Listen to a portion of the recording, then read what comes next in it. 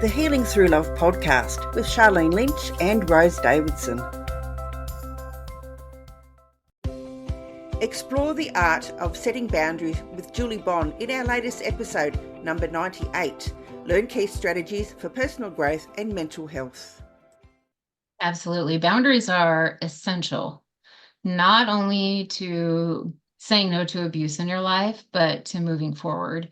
You know, people are built, sadly, to be boundary breakers. And when they are controlling people in our lives or abusers in our lives, they don't just step over them, they crush them. They crush them, right? And that's in their psyche, that's in their belief system, and things they need to work with. And so boundaries, I found that boundaries are actually a very loving thing to do, both for you and for your people.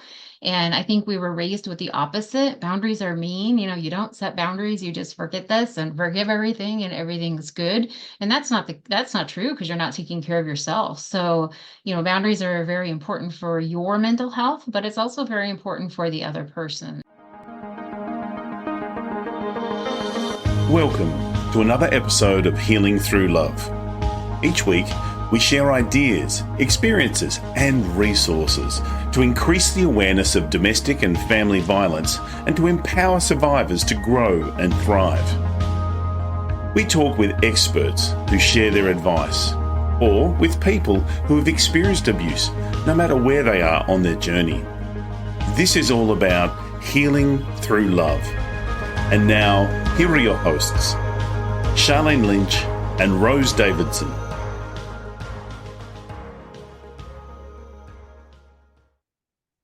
Hello and welcome to the Healing Through Love podcast, the space where stories of strength, resilience, and transformation unfold. I'm your host, Sharlene Lynch, and I'm honoured to be your guide in this journey of empowering and healing. Today, we've got a very special episode tailored just for you.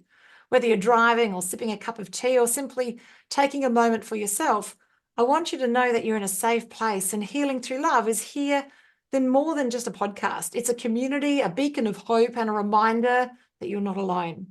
In this episode, we've got guests who will share a story that resonates with the core of our mission, a story that illuminates the power of love, resilience, and unwavering strength that lies within each of us. So settle in and take a few breaths and let the healing begin. But before we dive into today's inspiring narrative, a quick reminder that if you find value in our episodes, consider supporting us by subscribing, sharing, and leaving a review. Your engagement helps us reach more hearts and spread the message of healing with love. Today, I've got a beautiful guest. She's an amazing guest. She's Julie Bonn. She is a domestic abuse survivor and a certified victim advocate. She's an author, speaker, and the Women's Service and Education Director for the ARMS, Abuse Recovery Ministry Services. We're going to dive in deep to find out more. Wow, Julie, tell me, how did you get where you are? It's a long story. Thank you first for having me. I appreciate being here, and it's nice to have you all to talk to you and to really be genuine with you and to tell you what has worked for me and my healing, which love has a big piece to do with that. And so I am here to share, and thank you. Hearts are great. I had somebody look up a blue heart the other day because I'm always putting blue hearts. It's my favorite color in text and on the computer and on my posts. And they're like, I looked up the definition of a blue heart and it was a beautiful definition. And I'm like, I've never thought of that. I just love blue, but it worked out really well. So hearts are great. So my name is Julie Bonn. I am a survivor of domestic abuse. There was a point in time in my life where I never would have admitted to that or knew what I was talking about. My main abuse, I did have abuse in my childhood somewhat, but my main abuse occurred in a 17-year marriage. And he was very addicted to drugs, and he was abusive, and the kids and I finally had to go. We had a final incident that included, again, he was a former law enforcement officer.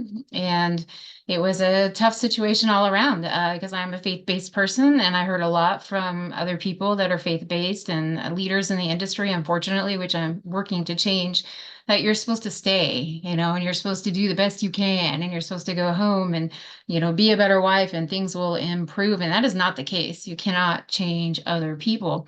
And I actually, when I look back, realized I had had 3 abusive relationships. And then I realized there's something, in here in my heart. And I work with women every day they're like, why?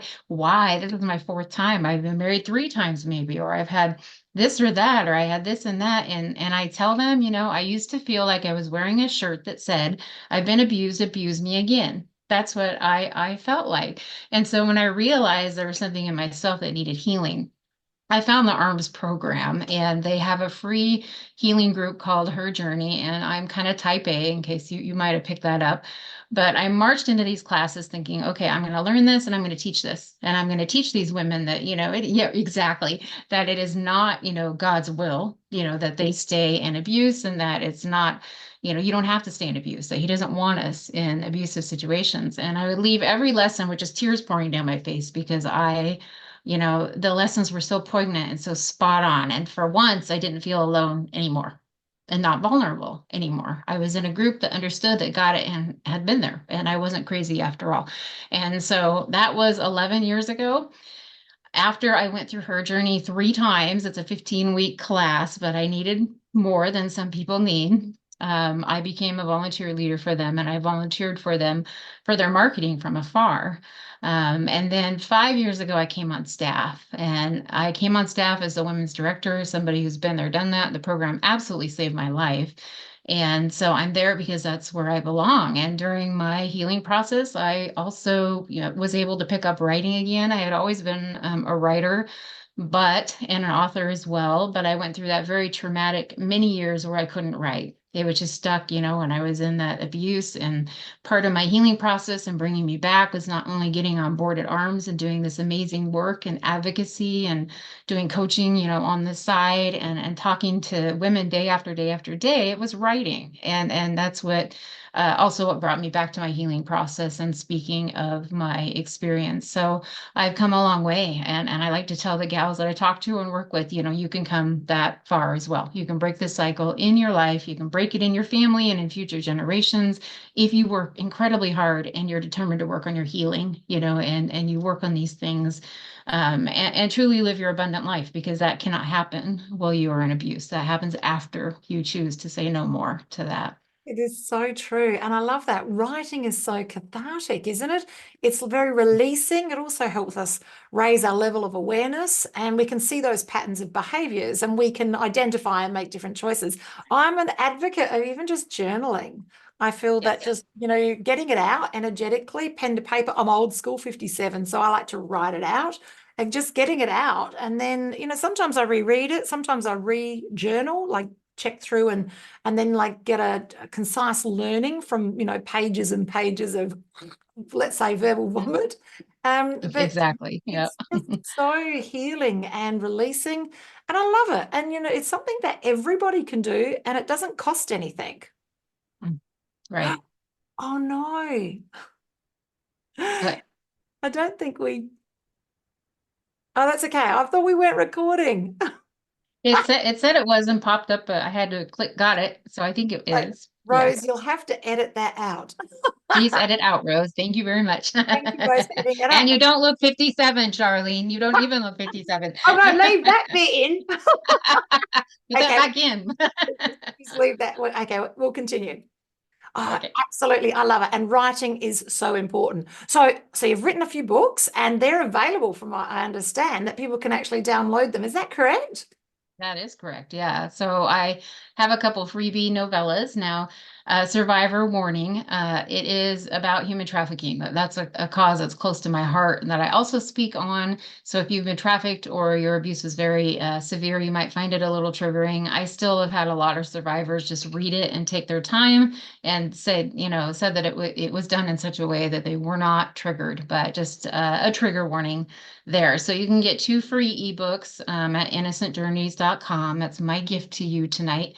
And those are two short novellas. And then I have a fiction series called Guardians of Grace. And the first book is Innocent Lies, which is on a poster behind me. Second one is Innocent Voices. And book 3 will be coming out this week, both Amazon bestsellers and great reviews. And a lot of people making a difference. I had a woman call me last week that said, I am inspired to do something. I read your book and they were incredible. And what can I do? Who can I donate to? And I was able to give her the name of 2 organizations that she was able to donate to. So they're making an impact. And so I have another book coming out. I'm helping a gentleman write his memoir, and he was raised in the foster system. A lot of abuse in his home and in the foster system, went into a life of crime and drugs, and now, has become an absolute diamond and works with youth and our community. And he needed somebody to help get his story out. And that one's almost completed as well. So I do tend to gravitate toward that subject, but it's because people need to be aware. They need to be educated. Oh, I'd love to know your views on the movie, The Cry of Freedom, The Call of Freedom. Yeah, it was an excellent movie. I thought it was very well done. And, I was one of those people that thought the reason I wrote this book and it was on my heart for so long, this series, is because I was one of those people that thought human trafficking only occurred in third world countries. And as I researched, I was like, it is all over. It's in every city and any state. And, and people are a little more aware of that now than they were when I first put this book out. But yeah, Sound of Freedom was an excellent movie. It was very well done. It was very genuine to what actually does happen with survivors. Some of us would argue with the very last scene, the last scene when I don't want to spoil it for anybody, but when they kind of show life going back to normal. I heard some argument that life never goes back to normal, and there's a lot of healing. But I think eventually the people in the movie were able to go back to their former life. And yeah, that was an inspiring movie. If you haven't seen it, I highly recommend it. Yeah, and I encourage our listeners today to stretch beyond just going back to normal and bouncing forward. Like, instead of moving back to where you were, moving to a new reality of something more, and that our cuts, our abrasions, our wounds will heal and allow us to have that scar tissue that we can then grow and expand on and be more and help others. And it's that degree of empathy and sympathy and compassion that we develop through the process of healing that allows us to, lend a hand to others who need to step up as well. So yeah, I think there's more. I think we can shift into a new version of what's possible for our lives. I love it. Now, you've got also a course that's available. Now, I understand that it's a free survivors of abuse. It's faith-based and it's an abuse recovery course. Can you tell us a little bit more about that? Yeah, sure. It's called Her Journey, and it's through ARMS, and it's actually was written 25 years ago by the founder of our organization. We certainly updated it and modernized it first, just to let you know. But we have had over 43,000 women go through this course, and it's appropriate for ages 14 even and above for ladies. We've expanded internationally, so we're not just in the U.S. now. We're in Canada and Mexico, Uganda, Ghana, and a few other places like that. And we also have Zoom groups 7 days a week, and it's free. It doesn't cost anything. It was a commitment from my founder from day one to not charge survivors. And if they had charged me when I went through it, I wouldn't have been able to do it either. So it's an important concept, but it is 15 lessons and they are faith-based. Now, everybody can come. If you have no faith, you can come as long as you're fine with us having scripture and prayer, basically, and all faiths come as well. But it is biblically based, and we really hone in on what God really wants. So we have, a lesson here. I'll tell you about my favorite lesson, because the word submission to me, as a faith-based person, became a very, very ugly word to me in my marriage. And literally, if I heard the word, I would have PTSD symptoms of, submission and what it was meant. We have a lesson in Her Journey that talks about submission versus oppression, and that what most of us experience is not submission at all. In fact, if submission is demanded from you, it is oppression. That is not submission. That is not how it works. And that's not how God even says it works in the Bible. And we're not supposed to submit to somebody who's not, first submitted to being honorable to us and treating us as an equal and respect. And so that was one lesson. I was like, I got to see how this organization handles submission, because if they don't handle it right, I'm not teaching this stuff. And obviously I've been teaching now for 11 years, but there's also a lot of lessons on learning to dream again, how to move on, how to deal with our loneliness and anger and our depression. There's a good lesson on boundaries, and there's a good lesson on the recognition of abuse, because we actually teach 8 types of abuse, not just the 3 or 4 that people normally teach. So it is an incredible program. I highly recommend it, and it's free. So you might as well give it a shot.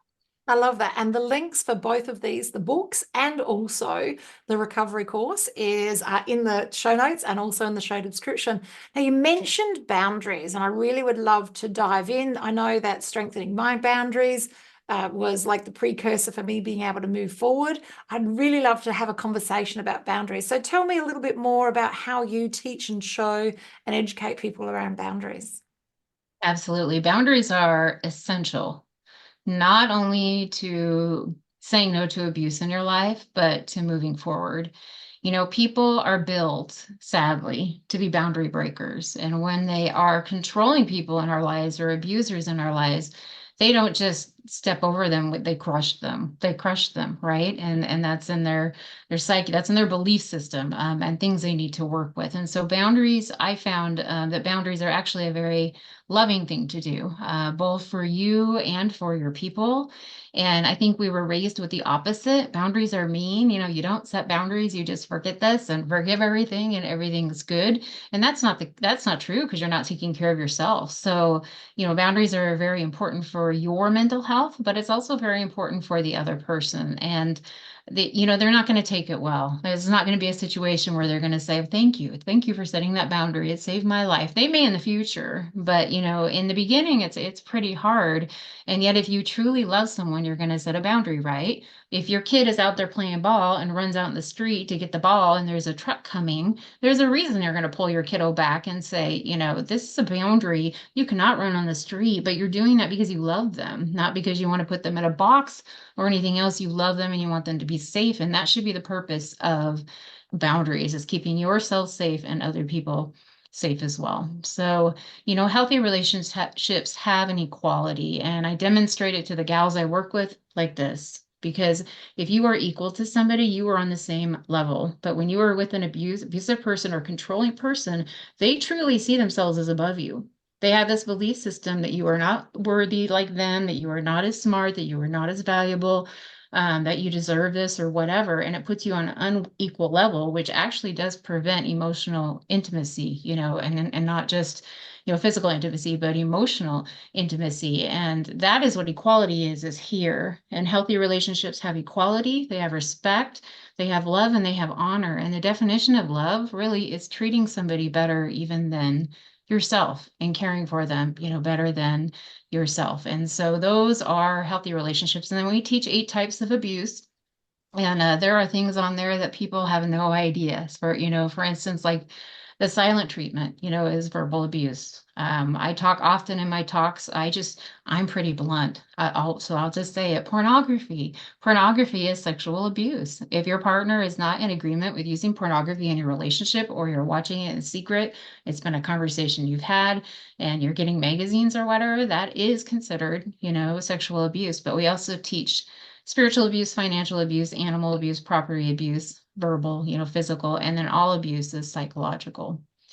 And because of that, we widen the range. And, those of us in the industry can get frustrated with our justice system, and our law that will only recognize physical and sexual abuse as a crime. Now, Britain has taken a move in the last, I think, year or so, and has made emotional abuse a crime. And that we all need to follow that. That is absolutely what needs to happen, because the impact of psychological and emotional abuse is worse than the physical. It takes longer to heal from. It affects the children more. And there's been study after study that show that. So the reason that I like to, sorry, go ahead. It's so subtle. It's so subtle that it's not like you can see or feel it. It's so subtle. And I think that's why they get away with it so much more. I agree. Yeah, it can be very subtle. And abuse can be covert or overt. So, that's what we say, when we talk about the silent treatment being part of verbal abuse, it doesn't come across to the general public. as abusive, but it is, because it's a ways to try to control the other person. And that's, that you got to look at the motives behind somebody. And if he doesn't want you to go to an event and you're like, this is an event. And I had that situation in my marriage, and my husband, our kids were young, didn't want me to go to my brother's wedding. It was 2 states away, 1 state away. And I was going to go, and he was very adamant that he didn't want me to go, and he'd have to be alone with the kids. How dare I, right? And in my mind, I was like, this is my brother's one and only wedding. This is important. This is a family event. My folks are going to be there. I don't want to have to go explain to my folks, why I wasn't at my brother's wedding. So I put my foot down, and I went, but I literally, as I look back, I think, wow, I did that. I literally took the flight out, was at their wedding, was at a piece of the reception, left early to catch a flight back, and was back just, the next day.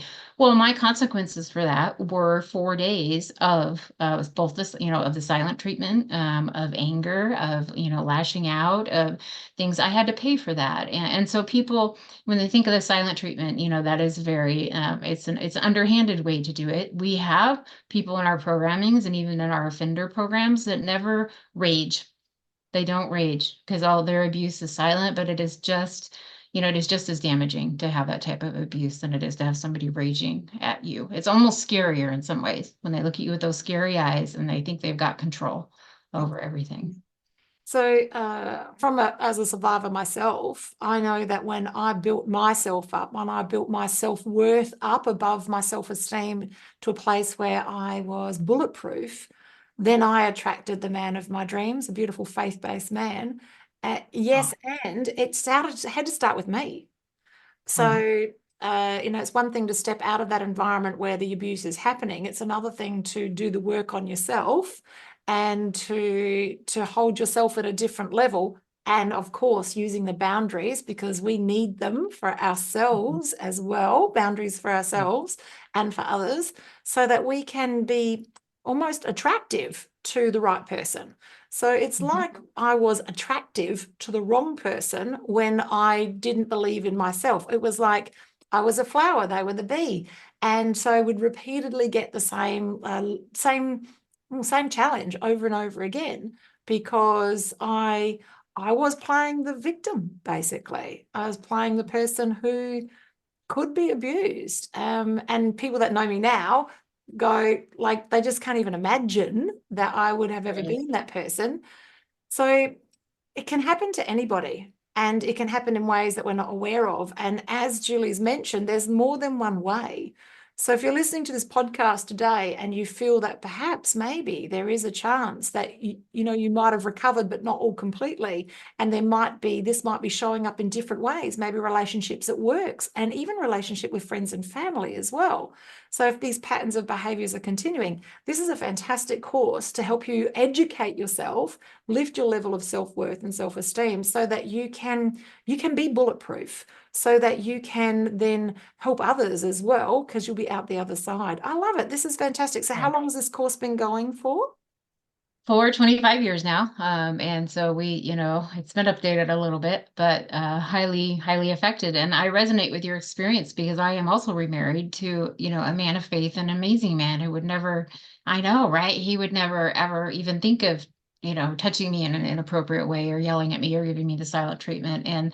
But I saw that too in my life until I understood my true worth and my true value, until I said, I deserve better than this. I do deserve better. And I believe that. I was not able to make those changes in my life, and he would not have been drawn to me. I pretty much suspect if I was in that victim mode, as you called her, that victim, mentality. And so I tell people, God has an abundant life for you. He really does. And maybe it is writing and speaking and coaching and advocacy, or maybe it's something completely different. Maybe you've always wanted to be an attorney. I had a gal call me the other day, and she called to get class information for one of her clients. And I'm like, well, tell me about you. I don't know. It was a slow day at the office, I guess. But I said, tell me about you. And she goes, well, I'm an attorney and I only work with domestic violence victims. And I'm like, how did you get there? And she goes, well, it was her journey. She goes, it was that lesson in her journey that talked about reaching for your dreams. She goes, I went home that night. She goes, and I started making moves, not only to leave my abuse, but to get back into school and to become an attorney to help DV victims. And I was just like,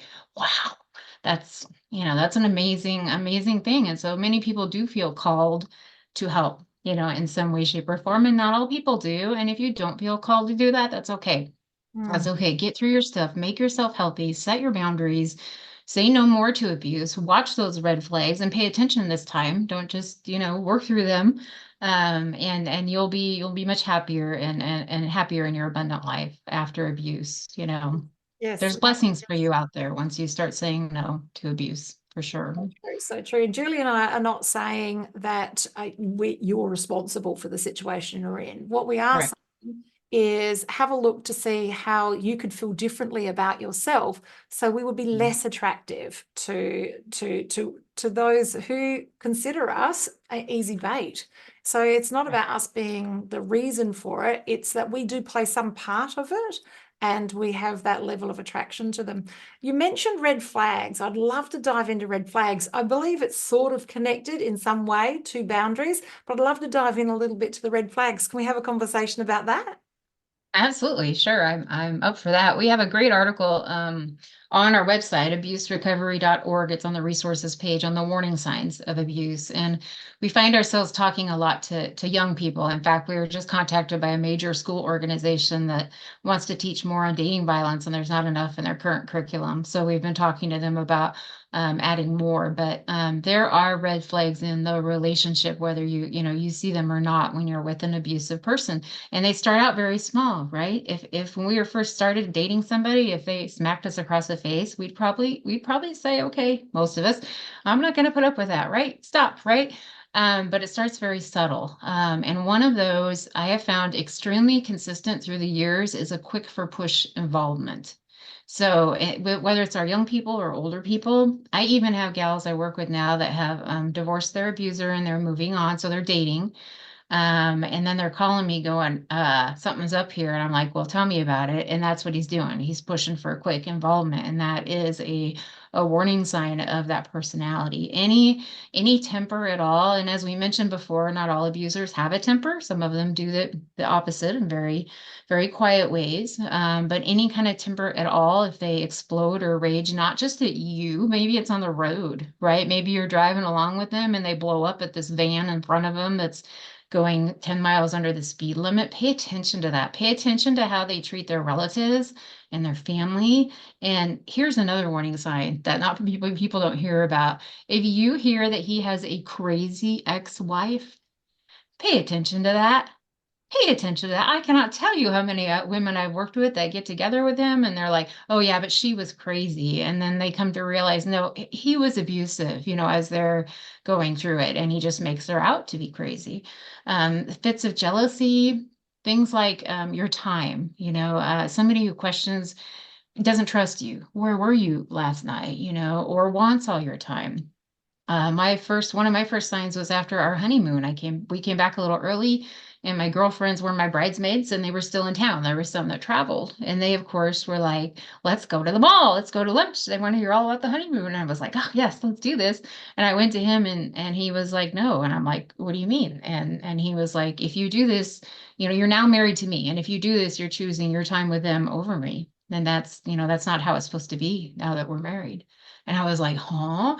And of course I went back around to that. Well, okay, we are married. He has a point, because I was young and I was not paying attention to the red flags. And of course it only spiraled from there. So there's some example of early warning signs. Educate your children when they are, and your grandchildren, when they're starting their dating life. If they are constantly receiving texts from somebody, for instance, that they're thinking about going out with, but he wants to know, where are you? What are you doing? And who are you with tonight? And you need to be with me and not with other people. And or she tells him plans and he's texting during that time period. Now, I had that with my marriage too, because my husband wouldn't go for counseling, and that's a good thing, because we never recommend, the whole nother topic, never recommend couples counseling when there's abuse present. Okay. As long as there's abuse present, there's no relationship to work on. So you make sure you have somebody, you're doing a separate counseling and it's an informed person. But when I would go to counseling with this person at my church, he would blow up my phone, text after text after call after call. And I'd be like, sorry, Dan, I have to get this, because I knew there'd be consequences when I got home. if I wasn't answering those things. And so anytime you have somebody that's blowing the phone off the hook, I got plans tonight with my girlfriends. We're going to go see a movie. And then you get your phone out and there's 20 texts. Where are you? What are you doing? What are you doing? Oh, can you grab me this from the store? When will you be home? Even things that seem innocent on there. If somebody cannot leave you alone for a night or a few hours and trust that you are with your girlfriends, having a good time and need to not be with him, then that is also an early warning sign that we often see. Absolutely. I love that you mentioned it. We call it love bombing here in Australia, Yes. where they just like get on you. And if you're coming from a low base, if you're coming from a low level of self-esteem and self-worth, then you like eat that up and become even more attractive to them. So we can do the inside work ourselves and make ourselves bulletproof, then we're not going to be attractive to those. And that you won't even be in their vision, they won't even find you attractive. Right. Because you don't vibrate at that frequency that they know that they can manipulate. I love it. Right. Great work, Julie. This is fantastic, and so many amazing resources, and they're all free. So if you're listening to this podcast today and you need this assistance, reach out. The links are going to be in the show notes and also in the description. Just in final words, Julie, what are your words of wisdom to our listeners today? Can I give you the 4 things about boundaries that people don't really know? Okay. So number 1, it's really incredibly important to pick your battles. You cannot put a boundary on every single little thing because they become ineffective, is what happens. So I look for keywords when I'm talking to ladies on the phone.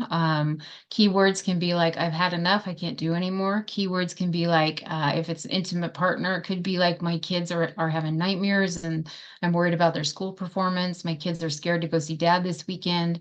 It could be, my mental health is just, I had to go on antidepressants lately because I just can't get out. I feel so stuck.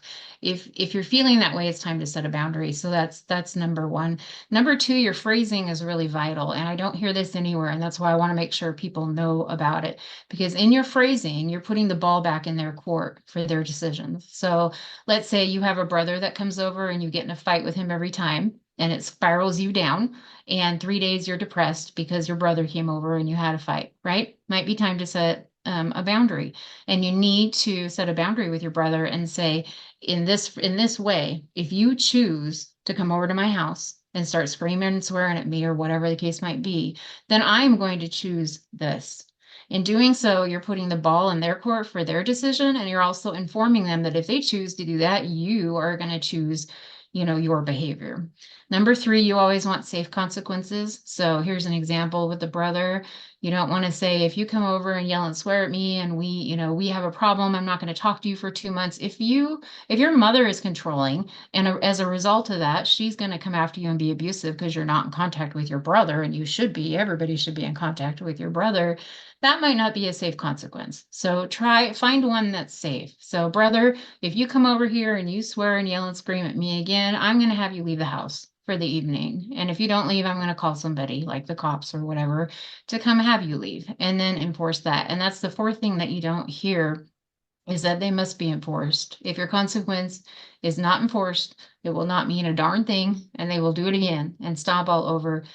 So I work with a lot of women that they finally get to a point where they set a boundary and they're like, okay, I want you to move out of the bedroom for a while. I need some time. I need to work on my healing. But then they do not follow it up with that consequence. And then as a result, the boundary means nothing. So make sure it's a safe consequence and that you can also follow through with it. And then you have to do it. And it's a hard thing. It's such a hard thing. But the more you recognize your value and your worth, your true value and your true worth, in here, you can start setting those and sticking with them, and you will be healthier for it. And so will the rest of people in your life, and your kids and your grandkids will learn from you as you set those boundaries, that those things are healthy to do in their life as well.